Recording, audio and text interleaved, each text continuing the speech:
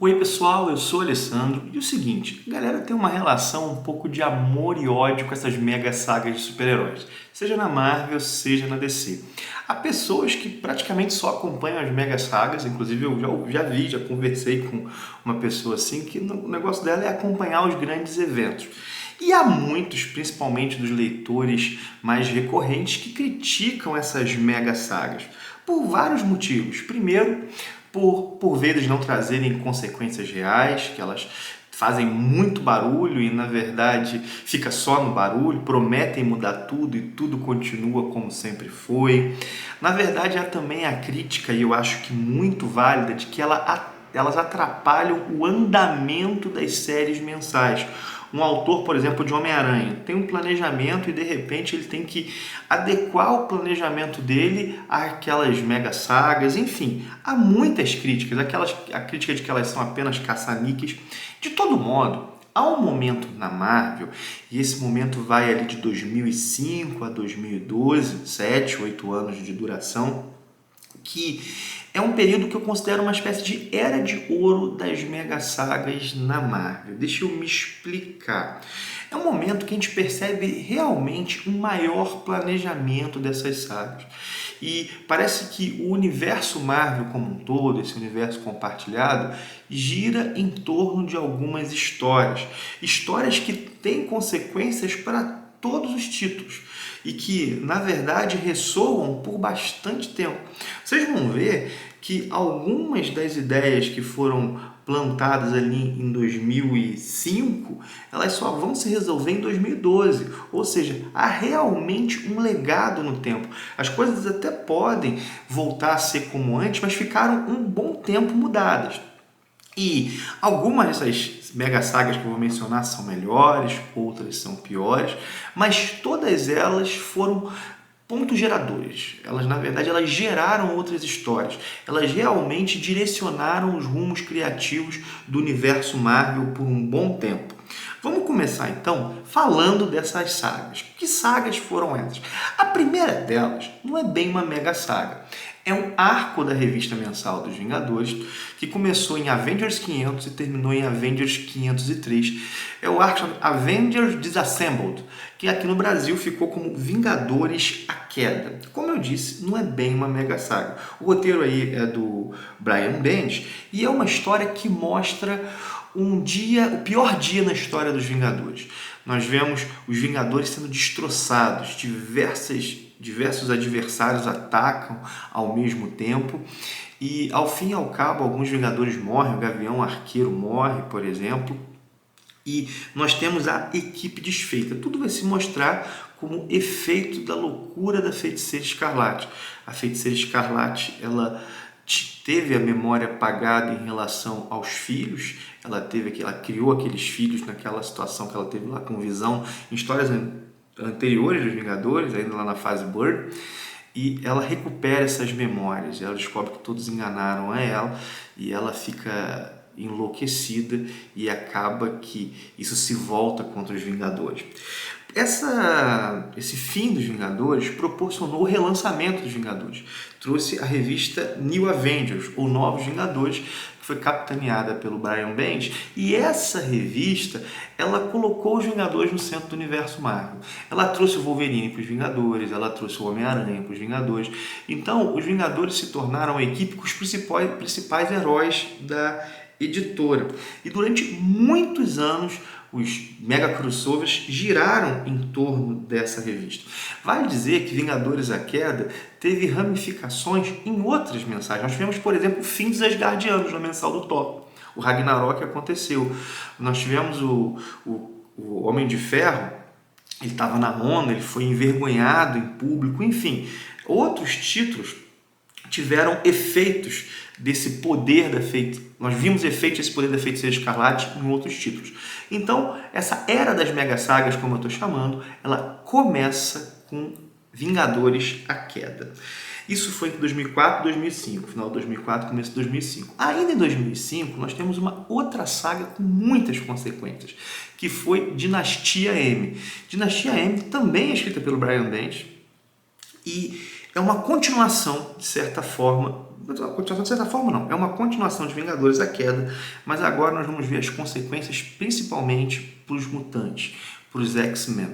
O que nós temos em Dinastia M? A realidade amanhece mudada.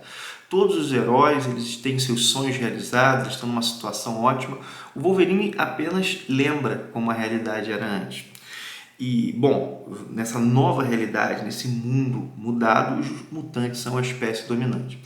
Há todo um esforço, descobre-se que essa mudança é devido aos poderes da Feiticeira Escarlate, e ela foi manipulada por alguém. Os heróis conseguem fazer com que a realidade volte ao normal. Só que antes a Feiticeira Escarlate diz 3 palavras que mudam tudo: no more mutants, ou em português, chega de mutantes. Quando a realidade volta ao normal, os mutantes todos perderam os seus poderes. Só restaram 198 mutantes no mundo. Os mutantes se tornam uma espécie em extinção, com 2 centenas aí de indivíduos apenas. Essa situação de só existirem 198 mutantes permanece durante muito tempo. Isso vai trazer consequências enormes para os X-Men, e várias histórias vão ser ligadas a isso, né? a esse fato de existirem poucos mutantes. E também é um momento que os mutantes vão sair do centro do universo Marvel. Se antes, na década de 90, os X-Men eram o principal, agora, nesse começo dos anos 2000, os X-Men são alijados e os Vingadores vão para o centro. 2007, nós temos aquela que talvez foi a mais impactante de todas essas histórias, pelo menos assim, na opinião pública dos leitores de gibis, que foi Guerra Civil. Guerra Civil tinha o seguinte mote: de que lado você está?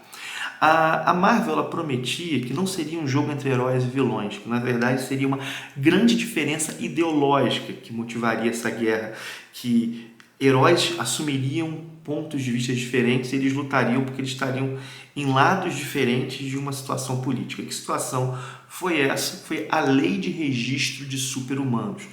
Todos superpoderosos, as pessoas que tivessem poder, deviam registrar a sua identidade no governo. Bom, isso foi devido aos Novos Guerreiros faziam um reality show e houve uma explosão numa cidade que matou centenas de pessoas. Então tinha que ter uma regulamentação sobre os super-humanos.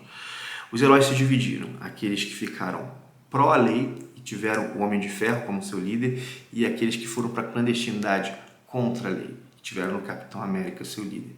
Então nós tivemos esse confronto entre heróis, do qual o lado do Homem de Ferro, sai vencedor. Nós tivemos um vitorioso. E Guerra Civil trouxe algumas consequências. Primeiro, que ela não se resolve ao fim. Embora um lado seja vitorioso, o outro lado vai continuar na clandestinidade. Nós passamos a ter 2 revistas dos Vingadores: Mighty Avengers e New Avengers. Mighty Avengers são os Vingadores do Homem de Ferro, e New Avengers continuam sendo os Vingadores do Capitão América. Isso no pós-Guerra Civil. Então, ela continua, né? A repercussão dela continua durante muito tempo. E nós temos o Homem de Ferro sendo o diretor da S.H.I.E.L.D., ou seja, organizando a comunidade super-heróica, e nós temos no pós-Guerra Civil, na revista do Capitão América, a morte do Capitão América. Então temos esse vácuo. Enfim, isso foi Guerra Civil em 2007, que traz repercussões. Bom, os mutantes de 198, os heróis divididos, olha como é que é o cenário do universo Marvel. Ainda em 2007 nós temos um evento mais localizado, mas com bastante importância, que foi World War Hulk, ou Hulk contra o Mundo, como ficou aqui em português. Vai dizer que Guerra Civil, em 2007, teve o roteiro do Mark Millar, e World War Hulk, roteiro do Greg Pak. O Hulk contra o Mundo, nós tivemos a seguinte situação: nós tivemos um arco na revista do Hulk, que foi o Planeta Hulk, no qual os Illuminati, que foram um grupo de heróis, que tem o Professor Xavier, o Homem de Ferro, o Raio Negro, o Pantera Negra, eles reunidos, eles são uma espécie de grupo secreto que tenta ditar os rumos aí da comunidade super-heróica, lidar com situações em segredo. O Richard também está, do Quarteto Fantástico. Eles decidem exilar o Hulk, porque o Hulk é uma ameaça ao mundo. Resolvem mandar o Hulk para o planeta Pacífico, o Bruce Banner, fazem lá uma armadilha numa espaçonave, acaba que a espaçonave quebra e ele cai em outro planeta. Nesse outro planeta, ele vai de gladiador a rei. Acontece que as coisas dão errado por lá e ele volta para a Terra furioso contra aqueles que o exilaram. E aí nós temos Hulk contra o mundo. É o Hulk contra praticamente todos os super-heróis, né? Mais uma vez os heróis estão divididos aqui, né? Mais uma vez é herói contra herói. Nós temos o Hulk de volta à Terra com raiva de todos os outros heróis. E Hulk contra o mundo acontece, claro, nós vamos ver uma derrota do Hulk aí ao fim, mas uma derrota bem complicada e com custos. Em 2008, nós temos do Brian Bendis Invasão Secreta. E o mote de Invasão Secreta era em quem você confia. Porque a ideia é que os Skrulls estão entre nós. Os Skrulls assumiram o lugar de pessoas na comunidade super-heróica. Então, heróis que nós acompanhamos há certo tempo, membros dos Vingadores, por exemplo, podiam ser Skrulls. E quem seria confiável, né? Em quem você confia? Nós temos Skrulls infiltrados. Essa, ao meu ver, foi uma série com menos qualidade que Guerra Civil, mas ela trouxe muitas consequências, porque nós tivemos o Homem de Ferro recebendo as consequências dessa guerra, dessa situação, dessa invasão secreta, de ter sabido ou não sabido lidar com ela, e ao fim e ao cabo quem se destaca é o Norman Osborn, que na época era líder dos Thunderbolts, e ele dá um tiro final numa líder lá do Império Skrull e é visto como o grande herói. E se alguém como o Homem de Ferro à frente da SHIELD não dava conta, nós precisaríamos de outro tipo de homem. Então, Norman Osborn se torna o responsável pela comunidade superpoderosa. Norman Osborn, do Duende Verde, se torna o líder da SHIELD. Reparem, aí começa um outro momento que não foi uma mega saga, mas foi um momento muito interessante da Marvel, que é o Reinado Sombrio. Que nós temos aí os vilões do poder. A Cabala, que seriam os Illuminati do Norman Osborn, tem o Doutor Destino, o Namor. Nós temos alguns vilões ligados ao Norman Osborn, ditando um pouco os rumos dessa comunidade super-heróica. Nós temos vários heróis perseguidos, o próprio Homem de Ferro, e nós temos os vilões no poder.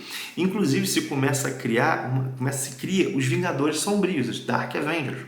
Essa equipe de Vingadores subordinadas ao Norman Osborn, que tinha vilões no lugar dos Vingadores. Por exemplo, tinha o Daken no lugar do Wolverine, tinha outros vilões aí, tinha a Rocha Lunar no lugar da Capitã Marvel.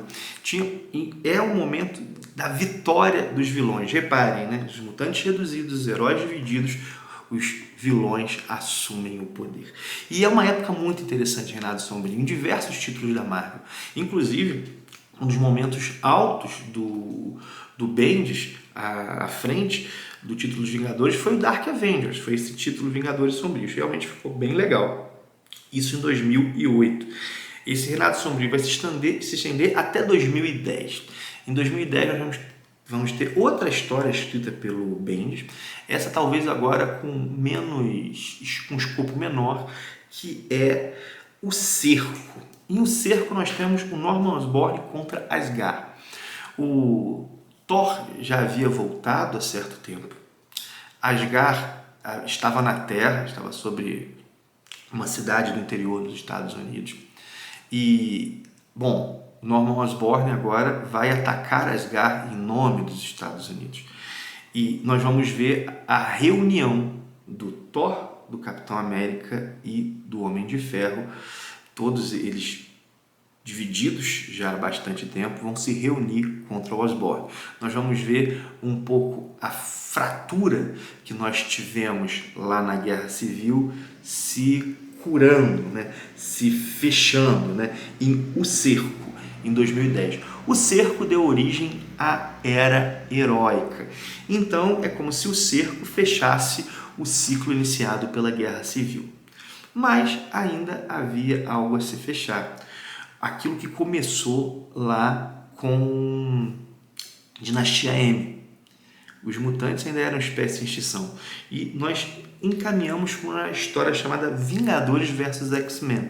Mas antes dela, nós tivemos 3 histórias ligadas aos mutantes, né? Complexo de Messias foi a primeira, a segunda foi Guerra Messiânica e a terceira foi Segundo Advento, no qual nós vimos uma Messias mutante que supostamente salvaria a espécie da extinção. Isso vai desembocar em Vingadores versus X-Men.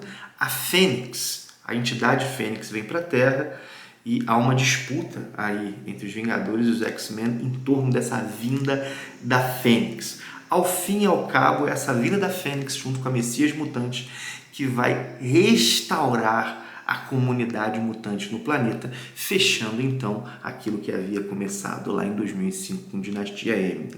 Isso foi quase que um Vingadores versus X-Men, é um epílogo. Depois disso, nós tivemos outras sagas, mas nós tivemos aqui um ciclo encerrado. Um ciclo começado aí pelo Bendis e que teve no Bendis o principal escritor da Marvel. Em 2005 e 2012, o Bendis é de longe o principal escritor da Marvel. Ele escreve Vingadores à Queda, ele escreve Dinastia M, não escreve Guerra Civil, ele escreve Invasão Secreta, ele escreve O Cerco e é um dos escritores de Vingadores versus X-Men. Ou seja, das 7 sagas que eu mencionei aqui, ele não escreve Hulk contra o Mundo, não escreve Guerra Civil.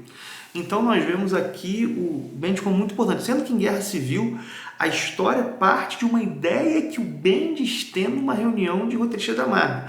A ideia inicial seria os heróis contra a SHIELD. Acabou virando herói contra o herói e o Mark Millar escreveu.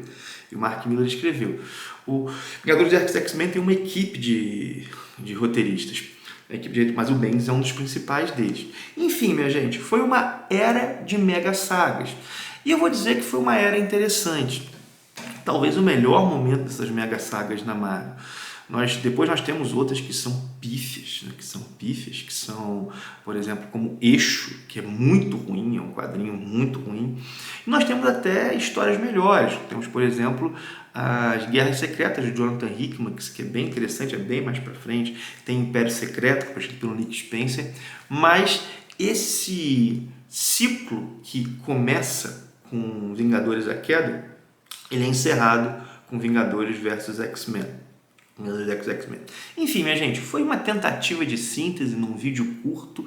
Diz aí se você gostou, se você gosta desse tipo de vídeo, se você vê alguma outra história que tenha grande peso nesse momento. Cara, eu nem desenvolvi, por exemplo, em Guerra Civil nós tivemos o Homem-Aranha revelando a identidade secreta. Isso repercutiu pra caramba no título do Homem-Aranha. Inclusive foi o que levou ao famigerado pacto com o Mephisto depois.